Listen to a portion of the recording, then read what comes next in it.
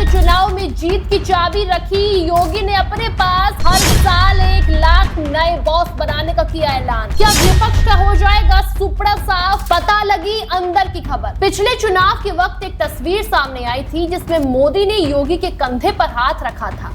ये तस्वीर कोई मामूली तस्वीर नहीं थी, क्योंकि मोदी भी जानते हैं कि योगी क्या कुछ कर सकते हैं, जिसकी झलक अब चुनाव से पहले ही दिखने भी लगी है। दोस्तों, सवाल उठने लगा है कि क्या योगी ने फिर से सत्ता की चाबी अपने हाथ में ले ली है? क्या योगी ने अब ऐसा ब्रह्मास्त्र चल दिया है जो अखिलेश मायावती के खेमे की नींद उड़ा देगा? आखिर कौन से योगी के वो 2 फैसले हैं जिसने युवाओं से लेकर ब्राह्मणों वर्ग को गदगद कर दिया है? आखिर कौन सी चाल है जिसका हल्ला दिल्ली तक कच गया है? चलिए आपको इस वीडियो में विस्तार से बताते हैं। दरअसल यूपी की राजनीति में सिर्फ चुनावी भाषणों, नारे यही सब नहीं होता है जीतने के लिए, बल्कि उन फैसलों से जीत जाते हैं जो सीधे लोगों की जिंदगी को छू जाते हैं। दोस्तों, यही वजह है कि जैसे जैसे 2027 का चुनाव करीब आ रहा है, ठीक वैसे वैसे हर दल अपनी रणनीति तैयार करने में जुटा हुआ है। लेकिन इसी बीच योगी ने ऐसे 2 बड़े दांव चल दिए हैं जिनकी चर्चा गांव से लेकर शहर तक हो रही है। राजनीतिक गलियारों में कहा जा रहा है कि जहां विरोधी दल अभी से अपने पुराने समीकरणों को मजबूत करने में लगे हैं, वहीं योगी ने सीधे उन वर्गों पर ध्यान केंद्रित कर दिया है जो किसी भी चुनाव का परिणाम बदल सकते हैं। सबसे पहले बात महिलाओं की, क्योंकि उत्तर प्रदेश की राजनीति में महिला मतदाता लगातार निर्णायक भूमिका निभाती रही है। क्योंकि पिछले कुछ सालों में महिला सुरक्षा, उज्ज्वला योजना, आवास और कई दूसरी योजनाओं के जरिए सरकार ने इस वर्ग तक पहुंच बनाने की कोशिश की है। अब आर्थिक सहायता से जुड़ी नई पहल की चर्चा भी तेजी से हो रही है।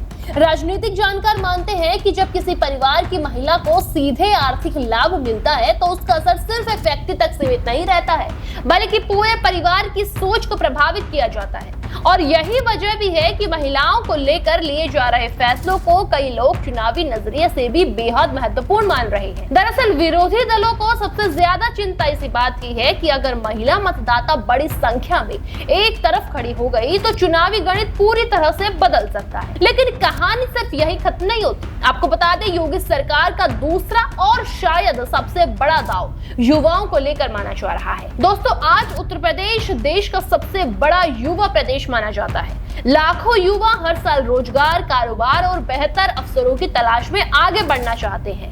ऐसे में सरकार ने युवाओं को नौकरी मांगने वाला नहीं, बल्कि नौकरी देने वाला बनाने की दिशा में बहुत बड़ा संदेश दिया है। मुख्यमंत्री युवा उद्यमी विकास अभियान को इसी सोच का हिस्सा माना जा रहा है। इस योजना के तहत युवाओं को अपना कारोबार शुरू करने के लिए बिना ब्याज और बिना गारंटी आर्थिक सहायता देने की व्यवस्था की गई है। और सिर्फ यही नहीं, सरकार का लक्ष्य है कि हर साल 1 लाख नए उद्यमी तैयार किए जाएं। यही वो घोषणा है जिसने राजनीतिक चर्चाओं को और भी तेज कर दिया है। राजनीतिक जानकारों का मानना है कि अगर कोई युवा अपना खुद का कारोबार शुरू करना चाहता है तो उसका असर सिर्फ एक व्यक्ति तक सीमित नहीं रहता, बल्कि उसके साथ कई और लोगों को भी रोजगार मिलता है। और यही कारण है कि इस योजना को सिर्फ आर्थिक कार्यक्रम नहीं, बल्कि सामाजिक बदलाव की कोशिश के रूप में भी देखा जा रहा है।